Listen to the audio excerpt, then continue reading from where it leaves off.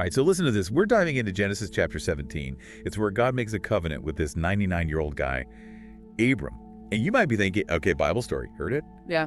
But wait, there's more to it. This isn't just some ancient bedtime story, Yeah. We're talking nation building, name changes, family drama, and yes, even the origin of circumcision. Curious yet? Well, what's immediately striking is just thinking about how old Abram is. He's lived a full life already. And all of a sudden, boom, the divine steps in and everything changes. And this is where we see this idea of a covenant, which was a really big deal back then. Yeah, covenant. It sounds way more serious than just a pinky promise. What's the difference? Okay, so think of it like this. Imagine a treaty between two nations, but with a divine twist, right? So it's this binding agreement. And it has serious implications for both sides. And the terms that God sets out are pretty clear. He says, walk before me and be blameless. And that's not just a suggestion, it's a life directive. Blameless. Whoa, that's a heavy word. What did that even mean back then? Well, there are a few different interpretations, but most likely it meant living a life of moral integrity, being upright in your dealings with others, and of course, following God's commands. It was all about striving for a certain standard of behavior. But here's the kicker. God doesn't just demand, he promises.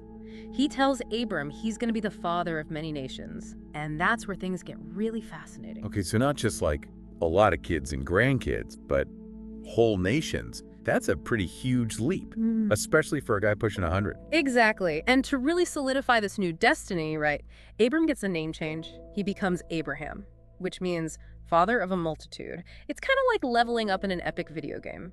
And it wasn't just him. His wife Sarai becomes Sarah, meaning princess, back in the ancient world. Name changes weren't just for fun. They signified a fundamental shift in your identity and even your purpose. So Abraham and Sarah, they're stepping into these new roles, these massive destinies, but there's got to be some kind of catch, right? A divine contract needs a signature, and that's where circumcision comes in. Bingo. It becomes the sign of the covenant, a physical marker that you belong.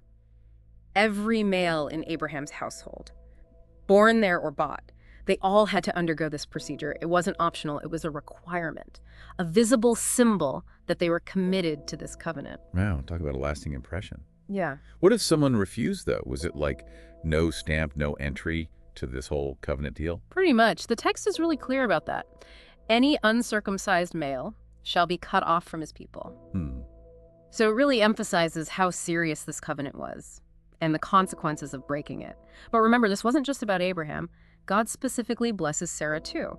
He promises that she will bear a son and become a mother of nations. Wait, so both of them, at their age, they're going to have a child. I mean, that's going to be pushing the limits of biology, right? That's where we see the human side of Abraham, He laughs. Can you blame him? It just sounds impossible. Even with divine intervention, we're talking about a 100-year-old man. It's actually kind of comforting. I mean, even the father of faith had his moments of, wait, really? Absolutely. But what's even more interesting is that Abraham already has a son, Ishmael. He even asks God to bless him too. So where does Ishmael fit into all of this? Does he get included in this whole nation-building project? Well, that's where things get a little complicated. God does bless Ishmael. He promises him a ton of descendants, and that he'll become a great nation. But he makes it clear that the covenant will specifically pass through Sarah's son, Isaac. Oh, so that's where Isaac enters the picture. This family tree is getting pretty interesting. So how does Abraham react to all this? Does he hesitate or argue or try to negotiate a better deal? Nope, not at all. He goes ahead and immediately circumcises himself. Ishmael. And all the males in his entire household. Talk about commitment. Wow, talk about taking a leap of faith. I mean, we've just barely scratched the surface of this covenant. But we can already see these huge themes emerging, like faith, obedience, destiny, and the complex dynamics of family. Oh, yeah. And don't forget, the impact of a promise made thousands of years ago. That continues to resonate with billions of people even today. But that's a conversation for later. You're right. We've got a lot more to unpack here. Stay with us as we delve deeper into the story of Abraham and the lasting legacy of his covenant with God. I mean, it's kind of mind-blowing to think about it, right? The ripple effect of this covenant. It's not just a story tucked away in some ancient book. It's the foundation for major world religions. Judaism, Christianity, Islam. Yeah, billions of people today. Their faith, their beliefs. They all trace back to this one story, this one man's deal with God. But it goes even deeper than just religion, right? You're absolutely right. I mean, this story taps into something universal, something that speaks to all of us, regardless of what we believe. It's about faith, obedience. and the enduring power of a promise. Imagine someone telling you that you're going to be the father of nations. When you're practically ancient, it sounds completely absurd. Yet Abraham chooses to believe. It really makes you wonder, what promises do we hold on to, even when they seem impossible? What are those things that we cling to, even when we're faced with doubt and uncertainty? Exactly. Abraham's story, it's like a challenge to us to examine our own beliefs, our own leaps of faith. And don't forget about those name changes. It's like they were given entirely new identities, new destinies to fulfill. Right. It's not just a simple name swap. It's a complete transformation. Abram becomes Abraham, father of a multitude, and Sarai becomes Sarah, princess. Yeah. It signifies their elevated status and the critical roles they're about to play. Precisely. You know, it's a powerful reminder to us that sometimes our names, our labels, they don't fully capture who we are or who we can become. And then there's that very specific, very physical sign of the covenant, circumcision. It's such a unique element, right? This tangible symbol of the spiritual bond. It's almost like a brand. Yeah. A permanent reminder of their commitment to God and their place in this lineage. Why do you think they chose this particular act? Well, it's interesting when you consider the cultural context. You know, back in the ancient world, blood covenants were extremely serious business. They often involved the mingling of blood to symbolize a shared life. And circumcision, in a sense, it was a blood ritual, signifying this deep, unbreakable bond between God and Abraham and his descendants. Okay, so it's not just some random act. It's loaded with meaning. Yeah. And significance. But even with this divine pact, right?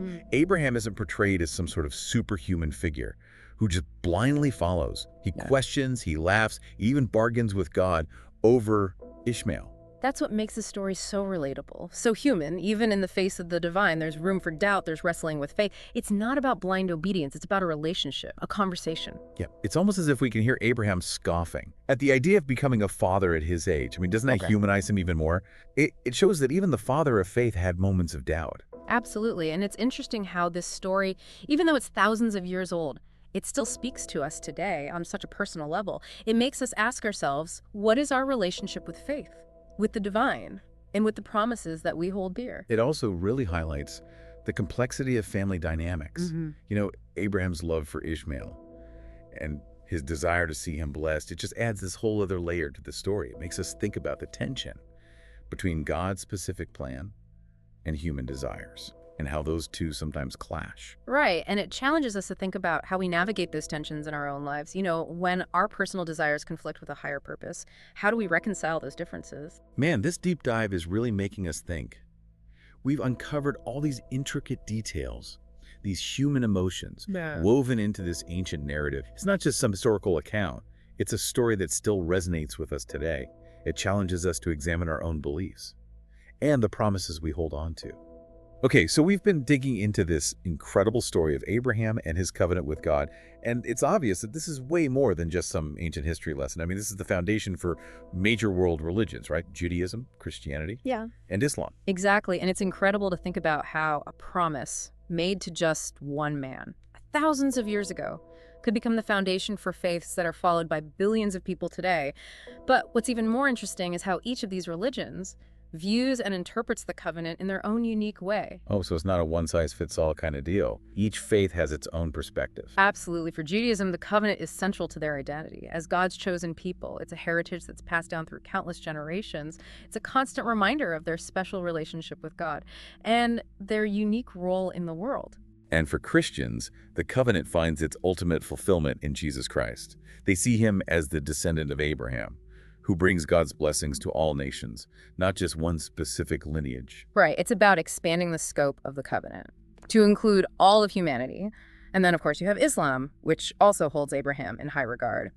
As a prophet who submitted to God's will, the covenant serves as a testament to his unwavering faith and a model for how Muslims should live their lives in submission to God. It's mind-blowing to think that this one story, this one covenant, could hold such deep meaning for so many different people. I mean, it speaks to those universal longings we all share, doesn't it?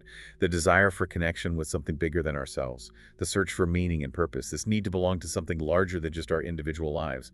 Exactly, and beyond its religious significance.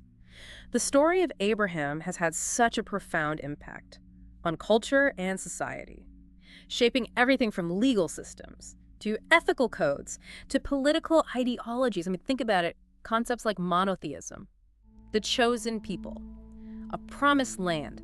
They've all influenced the course of history in profound ways. It's also been a source of both unity and division, right? I mean, some people have drawn inspiration from the covenant to work towards peace and justice, while others have used it to justify conflict and oppression. It reminds us that even the most sacred texts can be interpreted and applied in vastly different ways, sometimes even with devastating consequences. You're right, and it raises a really important question. In a world that's often marked by division and discord, how can we engage with these foundational stories in a way that promotes understanding and respect across all of our differences? How can we learn from the past without repeating the same mistakes? That's the challenge, isn't it? It's about recognizing the shared humanity at the core of these stories, remembering that Abraham, despite his encounters with the divine, was still just a man wrestling with doubt and fear and just the complexities of life, just like us. Yeah, his story reminds us that faith is rarely a straight path. It's often messy, full of questions and uncertainties. But it's in those moments when we wrestle with our beliefs that we often discover the most profound truths about ourselves and the world around us.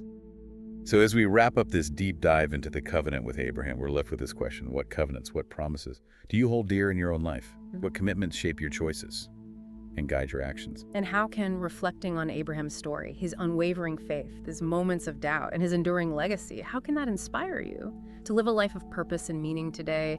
That's something for you to ponder as you continue your own exploration of these timeless questions. Thanks for joining us on this incredible journey. We hope this deep dive has sparked your curiosity and left you with some food for thought. Until next time, keep seeking, keep questioning, and keep exploring the amazing depths of history, faith, and the human experience.